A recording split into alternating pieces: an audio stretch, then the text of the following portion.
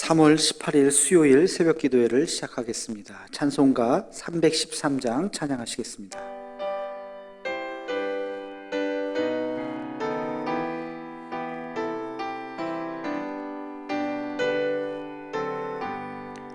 내 임금 예수 내 주여, 이 죄인이 주님 앞에 한없는 은혜 받고서 내 생명 모두 드리오니, 그 풍성하시는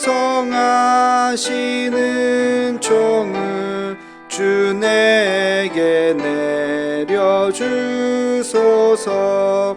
내 임금 예수 내 주여, 내 허물은 덮으시고 주 십자가에 흘리신 그 피를 믿는 마음 보사 내 중한 죄를 사하여 참 평안한 맘 주소서. 내 임금 예수 내 주여, 주 은혜에 감격하여 한없는 감사 찬송을 내 주님 앞에 드리오며, 내 맘과 정성 다하여 늘 기뻐하며 살리라. 내 임금 예수 내 주여, 이 마음과 이 천한 몸 그 보배 피로 값주고 주 친히 사신 것이오니, 나 이제 사나 죽으나 주 뜻만 따라 살리라.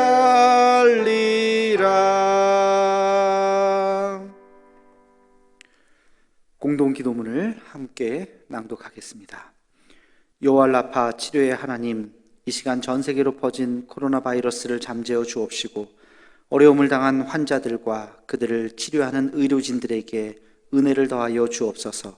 이 일로 인해서 더욱 주를 의지하는 우리가 되게 하옵시고, 우리의 신앙을 돌아보아 주 앞에 더 겸손해지고 더 낮아지는 마음을 주옵시며, 인간의 욕망과 교만함을 회개하고 주를 바라보는 우리가 되게 하옵소서. 이 나라를 긍휼히 여기사 더 이상 바이러스가 확산되지 않고 속히 치료제가 개발되게 하옵소서. 이 일을 지휘하는 각 나라의 지도자들에게 요셉과 같은 지혜를 허락하사 더 이상 전 세계로 확대되지 않고 진정되는 은혜가 있게 하옵소서. 이 일로 인해서 근심과 염려와 아픔을 당한 가정을 기억하옵시고 하늘의 위로로 함께 하옵소서. 예수님의 이름으로 기도하옵나이다. 아멘. 하루를 여는 기도를 하겠습니다. 거룩하신 아버지 하나님, 이 시간 하나님의 거룩한 전으로 나와 우리 마음의 지성소 앞으로 나와 예배를 드립니다. 기도하지 않고는 시작할 수 없는 하루하루의 삶인 것을 깨닫고, 하나님 앞에 날마다 엎드려 기도하며 하나님의 뜻을 구하는 우리의 삶이 되게 하여 주옵소서. 무엇을 입을까, 무엇을 먹을까, 세상 것을 구하는 우리의 인생이 아니라 먼저 그의 나라와 그의 의를 구하며 하나님의 뜻이 어디 있는가를 분별하며 살아갈 수 있는 우리의 삶이 되게 하여 주시옵소서. 세상은 여전히 힘들고 어렵고 또 경제적으로도 참 어려운 시국으로 우리가 치닫고 있습니다. 그러나 이럴 때 정신 차리고 하나님의 뜻을 바라보며 십자가를 바라보며 살아갈 수 있는 우리의 삶이 되게 하여 주옵소서. 이 아침 하나님, 우리가 기도할 때에 우리가 또 기도해야 될 사람들을 깨닫게 하여 주셔서 중보하는 시간이 되게 하여 주시옵소서. 예수님의 이름으로 기도하옵나이다. 아멘. 하나님께서 이 시간 우리에게 주신 말씀은 요한복음 8장 31절로 32절 말씀입니다. 요한복음 8장 31절로 32절 말씀입니다. 함께 같이 봉독하겠습니다. 그러므로 예수께서 자기를 믿은 유대인들에게 이르시되 너희가 내 말에 거하면 참으로 내 제자가 되고 진리를 알지니 진리가 너희를 자유롭게 하리라. 아멘. 오늘 말씀은 아주 유명한 말씀이죠. 진리가 너희를 자유케 하리라. 아주 잘 아는 말씀이긴 합니다만, 그러나 이 말씀의 뜻을 정확하게 이해하는 사람들은 그렇게 많지 않을 것입니다. 여러분, 이 요한복음 8장의 이 상황을 한번 그 전부터 가만히 들여다보면요, 예수님께서 베데스다 연못에서 기적을 베푸셨습니다. 병자를 고치셨습니다. 그리고 오병이어의 기적도 일으키셨습니다. 대중들의 인기는 올라갔지만 그러나 당시 종교 지도자들의 눈에 볼 때는 아주 눈의 가시처럼 여겨지게 되었습니다. 그들이 볼 때는 예수님은 기적을 일으킨 대단한 사람이 아니라 모세의 율법을 어긴 자였습니다. 그 예수님의 그 말씀이 그 종교 지도자들의 마음에는 전혀 와닿지가 않았던 것입니다. 그들이 볼 때는 왜 안식일법을 어겼느냐, 왜 모세의 법을 어겼느냐, 이것으로 예수님을 시비를 걸고 있었던 것입니다. 자, 이런 상황에서 예수님께서 지금 말씀하시는 장면입니다. 우리 다시 한번 31절과 32절 말씀을 다시 한번 읽어보겠습니다. 그러므로 예수께서 자기를 믿은 유대인들에게 이르시되 너희가 내 말에 거하면 참 내 제자가 되고 진리를 알지니 진리가 너희를 자유롭게 하리라. 아멘. 이런 상황 속에서 예수님은 정말 명언과 같은 말씀을 남기셨습니다. 여기에 보면 우리가 세 가지 묵상의 포인트가 나옵니다. 첫 번째는요, 이게 누구에게 한 말이라고 나오죠? 유대인들. 어떤 유대인들입니까? 자기를 믿은 유대인들에게 하신 말씀인 것입니다. 바꿔 얘기하면 예수님을 믿은 사람들에게 이야기하셨기 때문에 이 말씀이 그들의 가슴 속에 새겨질 수 있었던 것입니다. 예수님을 믿지 않았던 그 당시의 바리새인들이나 종교 지도자들에게는 이 말씀이 그들의 가슴 속에 새겨지지 않았다는 것이죠. 여러분, 아무리 좋은 말이라 할지라도 마음이 열리지 않으면 그 말씀이 우리의 가슴에 와닿지가 않습니다. 이것을 메시지와 메신저의 관계라고 이렇게 이야기합니다. 어느 말을 했느냐도 중요하지만 누가 말했느냐 하는 것이 굉장히 중요한 것입니다. 예수님에 대해서 마음이 열린, 다시 말해서 예수님을 신뢰하는 자가 들으면 그 말씀은 생명의 말씀이요 나를 살리는 말씀입니다. 그런데 바리새인들처럼 예수님을 잡아 죽이려고 생각하는, 모세의 율법을 어긴 자로만 생각하는 그들의 눈으로 볼 때는 어떤 주옥과 같은 말씀을 해도 그들의 가슴 속에는 전혀 받아들이지 않는 것입니다. 그래서 사실 전도에 있어서도 관계가 굉장히 중요한 것입니다. 관계를 형성하고 내가 믿는 주님을 고백했을 때 그들의 마음이 열리게 되는 것입니다.